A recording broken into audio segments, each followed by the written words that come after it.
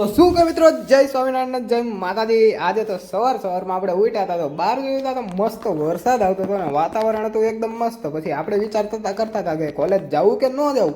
પછી આપણે વિચાર કર્યો કે કોલેજ જવું છે તો ભાઈબંધ આપણી હેલ્પ કરવા આવી ગયા હતા નીચે સુધી અને કરવા માંડ્યા હતા નખરા. તો આજે તો જો તમને લાગે છે ને, આજે તો ઓરિજિનલ ઢીંગલો લાગુ છું, કારણ કે રેનકોટમાં તો બહુ ફની લાગુ.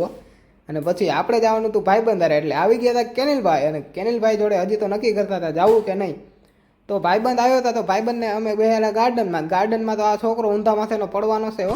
અને કેનિલભાઈ પછી કે કંઈ નથી જવું. તો પછી આપણે પાછા નીકળવાનું હતું. કેનિલભાઈ તો પુલના પાણીથી બાઇક ધોવા માંડ્યા, એટલે ઘરે વયા જાવ ઘરે. અને પછી આપણે પણ નીકળી ગયા હતા પાછા હોસ્ટેલ ઉપર જવા માટે. અને પાછો બધો સામાન લઈને પાછું ચડાવવું પડ્યું ઉપર બધું. અને નીચે જોયું તો એટલું બધું પાણી ને આપણને એવું લાગ્યું કે આ સ્કેલથી આપણે ચપ્પુ મારીને તરીને જવું પડશે. અને પછી ત્યાં હોસ્ટેલ જઈને એટલો કંટાળો આવે, આખો દી કરવું શું.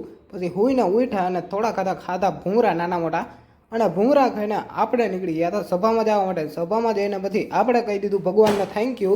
અને કીધું કે ભગવાન આવો સપોર્ટ બધા આગળ કરાવતા રહેજો. અને ભાઈબંધે આપી દીધો મસ્ત આરતી અને અષ્ટકનો મુખપાઠ. અને આરતી અષ્ટકનો મુખપાઠ તો આપણે જ આપી દીધો. આપણે તો ફૂલ માર્ક્સથી પાસ થઈ ગયા. તો આપણે એમ તો સંસ્કારીઓ. પછી વિડીયો ગમે તો લાઈક શેર અને સબસ્ક્રાઈબ કરજો. Bye bye. એટલે બાય બાય ગો. એટલે કહેવો ને બહુ કર્યો. સારું હાલો બાય બાય, આવજો.